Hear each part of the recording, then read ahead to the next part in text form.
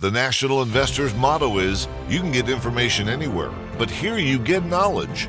And for well over 40 years now, Chris Temple has imparted that knowledge, an unparalleled, understandable, and useful take on the big picture of the markets and of our world. He has been out in front of what you see on the news every day on many themes. More, Chris has taken this macro knowledge and his unique analytical abilities to uncover unique investment opportunities. Often, he has guided his members to big winners in resources, biotech stocks, and more. His talents and connections often getting him into ground floor opportunities before they are discovered. Without further ado, here is Chris with today's topic. Welcome back, folks. Today we're going to talk about what I, in some contexts in recent times, have called the quantum menace. And no, I'm not talking about a Star Wars sequel or anything like that. I'm talking about the fact that along with recent years' advancements in computing and now quantum computing, so too have bad actors, whether it's governments, whether it's individuals seeking to steal data and money for ransom, whatever the case is, so too have their abilities, unfortunately, increased. And it has brought new life into a sector that hadn't been talked about for a long time, and that is the catch-all term is cybersecurity. Different companies have different ways in which they help governments and businesses and whatnot with that. Today, you're going to meet one of them, Ian Paterson, who is the CEO of Plurilock Security Incorporated. As you see here, Plurilock is listed on the Toronto Venture Exchange under the symbol PLUR. Here in the US on the OTCQB, the symbol is PLCKF. And likewise, here you see the contact information for the company. Follow them on social media, go to their website, get on their mailing list, kick the tires. This is a story that I've been taking a lot more seriously in recent times, as a couple of colleagues have kind of helped me to bone up on what the current challenges are and so forth. Of course, I remember once upon a time, and it was actually a great year for the National Investor in my recommendations in 1999, when we had an issue that you may remember called Y2K. Y2K was that era's clear and present danger as far as everybody's computers and whatnot. In this particular case, going kablooey, not working because we used 2 digits in old code rather than 4 for the year. And the thought was, oh my golly, what's going to happen when we go from 99 to 00 come January 1st, 2000? A lot of companies made a lot of money. A lot of shysters made a lot of money on hype and false solutions to this and whatnot back then. 1999 was one of 2 years that our overall portfolio with the National Investor had a triple-digit return, and very largely because of the fact that we were pretty heavy into Y2K stocks specifically and tech stocks generally. What we did after that, of course, was to reverse course. That's a different story for another time. But where Plurilock is concerned, they are addressing what I call the Y2Q issue, the Q, of course, being quantum. Unlike the Y2K issue a while back, there is not today an expiration date on this danger. So it behooves everybody to take this seriously. Governments are doing it, big businesses are doing it, hospitals, banks, and whatnot are doing it. People with even small companies are doing it. And we hear these things all the time, but I submit to you, and this is one of the investment theses, frankly, for a company like a Plurilock Security, is that whereas back in 1999, everybody and their dog and the fleas on the dog was getting beat over the head with Y2K, everybody was hearing about it, it was on the news multiple times a day. This is not, surprisingly, at least in the mainstream media that Joe Sixpack and Sally Soccer Mom listen to, this is not as big a deal as Y2K was once upon a time. In fact, I would even argue that we don't pay enough attention to this in the financial press. And there again, that's part of the investment story here behind Plurilock. And there's some other good companies out there too. that are looking to solve this problem and help companies solve the problem and make money in the process of doing it. So this goes on, and I've talked about this recently. I'm going to give you a couple examples before I bring Ian on here. Before I go any further, though, I want to, as I always do, point out that either Ian and or myself might be making what could be construed as forward-looking statements, as those are defined by securities regulators. You know, we may talk about what the future may hold, and neither one of us has either a crystal ball or DeLorean outquipped with a flux capacitor. So we can't guarantee what's going to come in the future. We give you our best assessment of things. So realize that. Realize that with any story stock, for example, there's some risk. You've got to do your homework. Likewise, here on the screen, you also see the fact that even though Plurilock Security for a little while now has been a recommendation of mine in the National Investor, Plurilock has contracted with some people, of which I'm a part, to do some follow-on media work and copywriting and things like that, of which this video is a part. So, you know, even though Plurilock did not pay me or National Investor Publishing to be recommended by me, that is what my subscribers pay their membership for, they have since then paid us to do things like this video. Now, in the recent past, I've talked about this in a couple of broad brush contexts, one of which is more along the lines of the danger to our power grid, governments, things like this. My very, very good friend of many years, David Tice, some of you old timers like me remember him, is the manager once upon a time of the Prudent Bear Fund. Out of his own pocket, he spent a good 7 figures to research and produce a documentary called Grid Down, Power Up, which has been out and circulating for a little while now. He got the well-known actor Dennis Quaid to narrate this. This is a beyond a first-class job, and it tells you just some of the dangers that we face in society. Along with the show notes here, after we get this posted, I will have a link to David's documentary. Very recently, I was interviewed by Dawn Van Zant of InvestorIdeas.com, and we talked about this type of company, Plurilock Security, and more generally cybersecurity and defense in the context of my broader New Fangs theme that we're going to be having an investor boot camp on the first week of June. I'll have the information for that boot camp as well on this video, as well as a link to the conversation I had with Dawn talking about the broad picture of what the danger is to our power grid and so forth. Now I'm going to bring Ian on to give you a high-level overview of the company. We probably won't be able to touch every single moving part, but we're going to talk about the highlights. Importantly, and kind of informing some of what we'll talk about a week or so ago as I'm recording this, Plurilock had its recent quarterly report, financial statements. They had a webinar and conference call. I will have the link to that as well with the show notes. But we're going to talk about a lot of the progress the company has made, a lot of the customers it's been bringing on. It's doing business with both the federal government in the U.S. and in Canada, various other governments, big enterprise customers.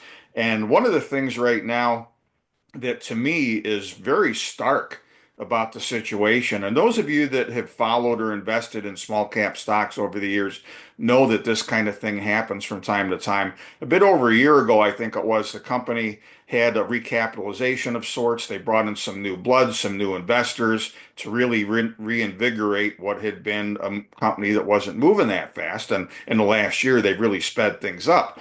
As a consequence, they did a consolidation with the shares. A lot of investors came in, and as always happens in cases like this, whether the company's good, bad, or indifferent, people make a quick buck, they sell, they want to exercise warrants, and they sell. And so the share price, which is still very much on the back foot, does not begin to reflect the progress that Plurilock has made as a business in the last year. And I'm going to ask Ian about that. Last but not least, before I bring him on, I want to give you a quick little spoiler alert. I talked about this for those of you that listened to my conversation with Dawn Van Zant about this subject, but you're going to learn something about this whole DOGE effort and President Trump's early executive order on this subject that directly informs Plurilock Security's story that you didn't know about. DOGE was not set up although God bless Elon Musk and his crew for finding a lot of this waste, fraud, and abuse, it was not set up. The actual language of this thing will shock you. You probably haven't heard this anyplace else yet, and you're going to hear it today. And here is Ian Paterson, Plurilock Security CEO. Ian, I'm glad you could join me. Good to talk to you, Chris. Well, thank you. You guys are domiciled in Canada, but as you pointed out to me in one of our first conversations, and we've had a few now as I've gotten to know your company over the last few months or so, you guys do the lion's share of your business in the US, don't you? Yeah, that's correct. And by the way, this actually isn't that unfamiliar. I mean, a lot of Canadian companies, particularly technology companies, will start, they build in Canada and then they export to our biggest neighbor, which is the United States. In Right. our case, most of the time, our business, last couple of years has fluctuated, but it's upwards of 90% of our business is in the United States. We have a U.S. Subsidiary called Aurora. We employ U.S. people and we sell U.S. stuff to U.S. customers. So, despite being Canadian headquartered, it is very much a U.S. story. Well, for sure. And it's a US story and really a global story in a space, as I said before you came on, that is rapidly taken on much more urgency, much more importance. We've got something like a $2 trillion industry globally to try and protect governments, companies, everybody in between, utilities, as I pointed out as well, from cyber attacks of one kind or another. Give us an overview, Ian, if you would, of essentially your two main divisions. You've got Aurora on the one Mhm. hand, and then you've got Plurilock Critical Services, which I know you said on last week's call, especially, is one of your key focus these days. Well, correct, and I'll actually respond to the first part of your comment. I mean, our mission is ultimately to safeguard critical infrastructure in order to preserve democracy, and we have a very loose definition for critical infrastructure. So, the old definitions used to be things like a wastewater treatment facility. That's critical infrastructure. Well, in our view, a bank is critical infrastructure. Healthcare organizations are critical infrastructure. The public sector, like actually making sure government systems run, those are all critical infrastructure. And those three examples I just gave, financial services, healthcare, and the public sector are three of our largest verticals that we service. So we are in the business of providing a very necessary capability. The way that we do that is twofold, really. So we talked about Aurora, which is our U.S. subsidiary, and that we're doing technology resell. So we're going in and we're providing technology solutions like CrowdStrike or Palo Alto Networks or Palantir or these types of things that some of your viewers might be familiar with. So we're providing that technology. The critical services team is then going in under the Plurilock umbrella, and we're providing the human element. So whether that's consulting or managed services, that's where we're actually going, and we're taking whatever technology, either that we've sold the customer or the customer already had, and we're making it into a solution. Again, kind of tying back to our mission, it's not enough for us just to sell a piece of gear or even if it's the sexiest new AI technology, we want to actually solve a problem for our customer. And so having those two components of the business feed one another and actually realize impact for our customers. Neat. And, one of the things that I hear from time to time from people when I'm talking about what I call story stocks, whether it's cybersecurity, whether it's biotech, whatever it is, that, well, yeah, but the market's shaky. We're worrying about the whole tariff thing, even though maybe the president's walking some of that back, et cetera. There isn't a choice in the matter, no matter what the macro situation is for governments, for businesses. They need to be doing this kind of thing, don't they? Well, correct. I mean, think of it as a physical lock on your house or on your business. If it's your house, you might not have a reason for sorry, you might not be required to put a lock on your door, but you kind of feel like you should. Now, in business, actually, most of the time you are required. If you want a commercial insurance property policy, they're going to require that you have sufficient safeguards to protect your business, otherwise you're uninsurable. And so we see that all the time with cybersecurity, that either for insurance reasons or regulatory reasons, or if you're publicly traded, particularly in the United States, you are required to adopt safeguards. And so that means that you have to invest in cybersecurity. I don't think it's a question, Chris, around should we invest in cybersecurity, should we not invest? What I'm finding more and more is that our customers are saying, "Are we investing enough?" And even I can give you some recent examples. A number of our larger global 2000 commercial clients are seeing in some cases a 5% reduction in force from their staffing. Budgets are getting trimmed, and they're actually investing more in cybersecurity. So this is an area that is a must-have. It's not a nice-to-have. It is a must-have for pretty much every major industry out there. These industries recognize it, and that's what's fueling such a large degree of the growth that we're seeing in the cyber market. Well, and for some types of businesses as well, it's pretty much mandated. This is a regulatory requirement. If you don't disclose this in your quarterly statements, you're in trouble. Correct. Yeah. Absolutely correct. Yeah. Yeah. Aside from that, let's talk about the broad AI aspect. Everybody hears of AI, artificial intelligence. Sometimes it's aggravating when I'm talking about it in the context of my phone and I'm trying to say one word, my phone thinks it's something else. But we go a little bit deeper and more sophisticated than that. And as a nation, President Trump has set in motion, supposedly, a quest where the U.S. is going to be a leader in AI down the road. No sooner was he inaugurated than he had a few people at the White House, Larry Ellison and others, who committed supposedly over a period of time $500 billion, I think it was, to building out America's AI capacity. But when this is occurring simultaneously with some form of a trade war, with the reordering of the world geopolitically, with maybe a multipolar world emerging, that invites ever more bad actors, doesn't it? And it actually increases the need for cyber defense.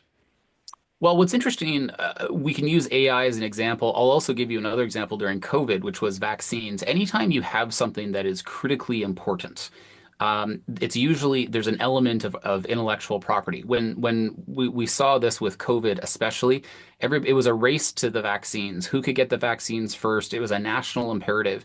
And what we saw from a cybersecurity perspective, and many national governments put out advisories to this effect, is that countries were hacking other countries, excuse me, to try and get an edge, to try and get the vaccine first. And so biotech and pharma companies were under siege because they had this intellectual property that was so valuable. So that was something that we learned and we saw during COVID. Okay, well, let's now fast forward to the AI race. And so certainly the United States have put out announcements. Europe has also put out announcements. Other countries have put out announcements saying that, yeah, we're going to be the world's leader, we're going to be first, etc. Well, you're basically saying that we have something that is so valuable that we need to be first. And guess what? You're putting a sign on around your neck saying, hey, we think we have something really valuable. Anytime bad guys think or know that there is something of inherent value, they're going to try and go after it. And they're going to go after it by trying to steal it and getting a copy of it. And if they can't do that, they'll hold it for ransom. I mean, I'm sure everybody by now has heard the term ransomware, but I'll give you an example. Even in a manufacturing company, if there's no intellectual property to steal, the bad guys can still make money because they will hold your systems for ransom. You don't get your factory back unless you pay, some amount of Bitcoin, usually. And so by showing the world that there is a huge amount of value in this thing, and right now we're talking about AI, it absolutely creates a target for bad guys, for other nations to try and go after it. And so what do you have to do? Well, it means you have to invest in cyber defenses to protect against it. Well, right. And then that leads me to one of the things I teased about a little bit before you came on, and that is the whole DOGE effort. All you hear about in the news is about how Elon Musk and his crew of 12-year-olds or whatever they are going to take your grandmother's social security check or something of that nature. But what astounded me when the announcement was first made and when I actually read President Trump's executive order was two things. First of all, that this was not his invention. President Obama had actually set up a similar effort but it was just renamed the Department of Government Efficiency. But beyond that, and for our purposes here, Ian, what we saw is not so much that DOGE's mission is to find waste, fraud, and abuse. God bless them that they've done it. Not that Congress is going to do anything about it. That's another story. But beyond that, the core language of the executive order was to upgrade at long last all of the government's IT systems, their software, this and that, and by definition and extension, the cyber defenses that have to go with that. And this is going to be a boom for the IT industry, for AI, for software, and for you guys. So tell us a little bit about your experience so far with what you're seeing on that imperative generally, and then how that's benefited you already with some of the contracts that you've recently announced. Well, so I think there's a couple of interesting things there. I mean, broadly, absolutely, the substance of what we saw around some of those actual executive orders, if you ignore the press and you actually look at this at what the executive order says, it was a lot of talk around modernization, number one, and it was a lot of talk about using commercially off-the-shelf technology, COTS. And what has actually happened in practice for many large bureaucracies, but especially the U.S. federal government, is they have tried to build their own systems, they've tried to build their own capabilities, and they've not historically used commercial off-the-shelf technology. And so what that means is that you actually lack the economies of scale that traditional software companies benefit from. And so those systems fall out of date. There's not as many resources to update them, patch them, keep them secure, etc. So what we see is a move for modernization, and we see a move towards leveraging commercial off-the-shelf systems.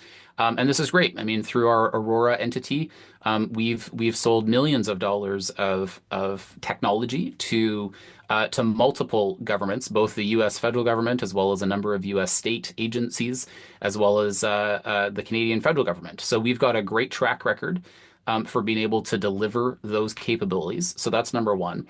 I think number two, though, also is that there's a recognition that when you don't have economies of scale, that you're only a single customer, right? You build something for yourself. That means you have only a single customer for that system. Things can be insecure, and there might be bugs. There might not be as many security fixes and patches. And so again, like we're seeing the tailwinds for what is driving the focus and the need for cyber defense capabilities. And Plurilock is very well positioned to be able to help with those problems. Neat. Now, I want to focus on your announcement from last October. You already mentioned CrowdStrike, and you had a big announcement with them last October. Notably, and when you and I talked about this a while back, you pointed out to me that CrowdStrike, whenever they have collaborations, and they collaborate with other companies, but they seldom press release it themselves. But you guys have got a great opportunity to take their system. Remind me what the name of that, what, the Falcon? Yeah. Okay. So tell us a little bit about the nuts and bolts of that particular system and how that has greased the wheels, so to speak, for you to get some added business.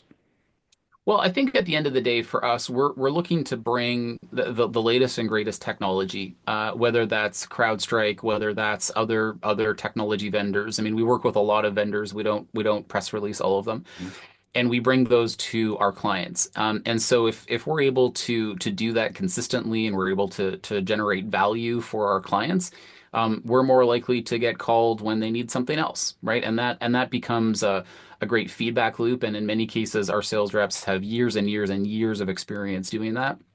And so customers appreciate that. And so whether it's CrowdStrike or other kind of newer next generation AI technologies, that's really the thing that our customers and industry are asking for. I'll give you I'll give you an anecdote. So I was in California a few weeks ago, and I met with an admiral who recently was posted at a major military base. And frequently when I'm having these conversations with customers, either on the public sector or on the private sector, AI is frequently brought up. Like, hey, what are you doing? How are you integrating AI? Are you finding value from AI? And so I started having this conversation with the admiral, and I said, Admiral, I'm curious, like what's been your success? What's been your track record for adopting newer next generation AI technologies? I mean, listen, like lawyers are adopting AI, we've got contractors adopting it, like everybody's using AI. Like surely you must have the latest and greatest.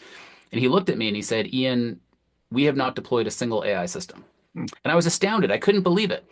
And so I started digging in a little bit, and part of the challenge was around procurement and around red tape and not being able to leverage the best and the greatest.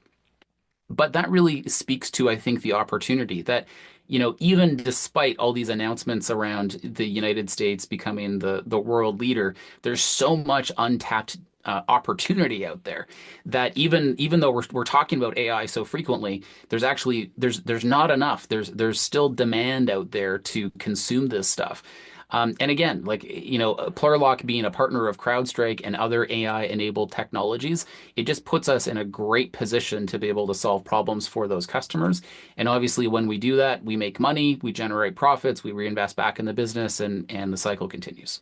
Well, and one thing I'm sure that astounded a lot of people, I was familiar with this because once upon a time when it was a lot lower share price, Iron Mountain which has been a great stock, good dividend payer, was actually one of my recommendations. But most other people, when they heard about Iron Mountain recently, it was in the context of what? You mean the venerable U.S. government keeps dirty old file folders down in Pennsylvania in empty salt caverns? That's our IT? So I think it's easy to get our head around the fact that the government even is, and they're probably farther behind in it than a lot of companies.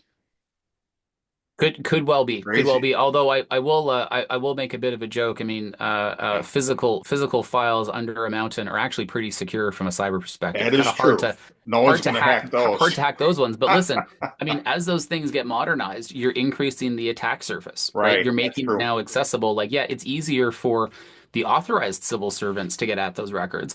It's also Right. going to be easier for the bad guys, right? And what, like when we're talking about why cyber is growing, why hacks are happening. It's for exactly these types of reasons. As you increase the amount that is electronic, that is in connected systems, you need appropriate safeguards from a cyber perspective. I mean, I'll give you another example.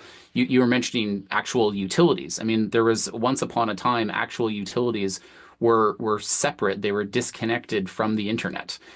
They were what we would call it air gapped. So there was a gap of air that prevented you from not having the power system that was connected to the internet.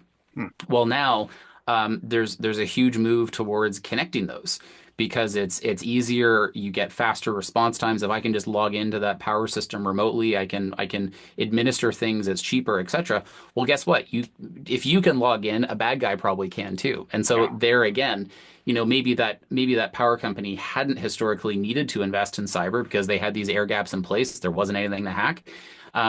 But now, as things are becoming more digitally connected, you're increasing the attack surface for bad guys to be able to get in, and so you got to start investing in cyber. Yeah, and it's certainly not going to go away. Like I said at the beginning, when I was comparing this to, what in retrospect was a pimple on a flea compared to this issue. Y2K a quarter of a century ago had an expiration date. This doesn't, Right, and the need's only going to grow as right. time goes on. So, Plurilock is bringing human capital to this in a couple of ways. I know you said recently that you guys have already doubled your sales force compared to last year because you're trying to strike while the iron is hot. But what I want to focus on beyond that, Ian, is a theme that I love to stress from time to time, and that is to bet on the jockey. A lot of small companies succeed more than fail, and as often as not, it's because the people that are at the helm weren't up to the job. And you guys have built an astonishing uh, supporting cast, advisors, board members, and so forth. I mean, including former director of naval intelligence. You've got one of CrowdStrike's board members now on your board, etc. Rolling a few of them here on the screen. And folks later on, among the other links I'll have, will be a specific link to Plurilock's website where one of the pages meet the team. You can kind of dig into everybody's background. But tell us a little bit about the highlights and how you came to build such an all-star cast. Well, a lot of it starts from the mission. I mean, when you're dealing with folks who have spent, in some cases, 50 years in public service, in the military, especially from the intelligence community, when they get out, they still live their lives as if they were in the service, if they were still kind of focused on that mission. And so for us, one of the things that separates us from, I think, just a lot of pure commercial companies is that mission. So again, safeguarding critical infrastructure to preserve democracy. That has appealed to a lot of folks. I think more so than what tech company out there is peddling $10,000 a month consulting contract. Like, to be clear, that's not what we do at all. And so that mission has certainly attracted people to us. That's number one. I think also the impact that we are having and the type of people that we have inside the company is also quite attractive. I mean, I can say I can say for sure that a number of the folks around us on our advisory council, et cetera, are attracted to the type of people that we have working in the business and the impact that we're having with customers in real world scenarios. And then I think the third is for us, we have a bit of a different model. I think other companies out there, they have an impressive slide of VIPs, and either they don't talk to them ever again, or they ask them, hey, can you open a door or two, and that's kind of it. I think we're a bit different in that we work with our advisors on a number of fronts. Obviously, if they hear about commercial opportunities, we want to take advantage of that. But also, like, they help us recruit. I mean, one of the core strengths about our company, and you mentioned human capital. I mean, our critical services business is largely a human business. And we have an extremely deep bench of extremely senior and credible people, and that's largely from the advisors that we have. I mean, I'll give you a practical example. We've been having a number of conversations around quantum and quantum preparedness. The experts in the world usually are the intelligence agencies who've been thinking about this problem for years and years and years. And so when we need to go out and talk to the top three smartest people on this subject, I don't call a recruiter. I call somebody who's actually done this for 50 years on the advisory council, and I say, hey, who are the three smartest people that you depended on, right? And we'll go talk to them. So it's a bit of a different relationship, and we've been extremely fortunate to not only have a very impressive group of people around us, but also to retain them and continue to grow them. I mean, I don't know what the number is, but we add a number of people every year. Most recently, Beth Seisland, who was the former Deputy National Security Advisor to the British Prime Minister. She was also Director General, kind of like a COO title, at GCHQ, which is the UK intelligence agency. You mentioned former Director of Naval Intelligence, former Director of National Intelligence, a number of admirals, and also from the industry perspective, Joe Sexton, who was a very early board member at CrowdStrike and also had worked with the team previous. And so it's just a phenomenal group of people, both visible that you see, and then there's also an ecosystem of folks that you might not recognize the name of, but are exceptionally gifted practitioners in what they do, and it's been a very rewarding experience to be able to collaborate with them. Well, it sounds like it, and I love the way that you brought that in too, Ian, that for beyond the dollars and cents and the business aspect of this, this is, and I don't want to sound hokey about it, but this is a patriotic endeavor. This is about national security, protecting our way of life, protecting our system of government, etc. It's beyond business, right? You're correct, and it actually spans not just the United States. I mean, there are a host of allies. Either the Five Eyes Alliance, which is Canada, the U.S., Australia, New Zealand, and the United Kingdom, as well as NATO, that we've made a very intentional choice to align with. And so we're not going to do business in other jurisdictions. We are going to do business in those jurisdictions I just mentioned, both commercially as well as from a public sector perspective. And I think that means something that we've put a stake in the ground. Neat. Now, before I let you go, I want to talk a little bit about where we're at today. I said before you came on that the valuation for Plurilock Security shares in the market has not remotely kept up with your progress as a business now for the last several quarters. You announced last week, as we're recording this, your latest quarterly numbers, and revenue was about the same as the year before, but a couple of other metrics had improved notably, and really I think have got you on a launching pad for more of a, I'll use the term quantum increase in not too long from now, hopefully bottom line numbers as well. So tell us a little bit about what you're looking at over the balance of 2025 and maybe a little farther. Yeah, well, so what we had actually said, even going back as far as 2023 and 2024, was that we were not as focused on top line growth because our strategy was that we acquired a number of companies like Aurora that we talked about that are technology resellers. We wanted to leverage that platform to upsell higher margin products and services, really meaning critical services. And so the way that you measure the success of that is you look at gross profit. And so what we were able to do is we were able to grow gross profit year over year from 2023 to 2024. And that, again, that was what we set out to do, and we've been successful. We want to continue that. We want to continue growing on a number of fronts. And I think that if you look to where we are today and you compare where we were, I mean, certainly 3 or 4 years ago, we were sort of notionally 36 million in revenue versus today we're around 60 million. If I rewind the clock to when we first listed in 2020, we had $500,000 of revenue, with very different gross margins. So, we're showing that we can execute, and I think that we've set ourselves apart from other companies who maybe have similar aspirations but don't necessarily have a track record. I mean, listen, it's never easy, right? There's certainly things that we need to work on, and we're continuing to do so. But we're very optimistic about the future. One of the things that we're seeing in our business today versus a couple of years ago is we're having much more recognition and word of mouth from customers. That our work is starting to speak for itself, and we're seeing pull through from partners like we were talking about earlier in the conversation, who recognize the work that we're doing in customers. They see it and they say, "We need you to go do the same thing over here in these other 20 accounts." And that's fantastic. And that was some of the flywheels that we started to see turning last year, and we wanted to put some gasoline on that. And so that was what we set out to do this past spring, was to increase the size of the sales team. We've now done that, and we're very optimistic about where that takes us for the balance of 2025. Well, I am too, and like I said earlier before you came on, Ian, I have neither a crystal ball nor a DeLorean equipped with a flux capacitor to know the future.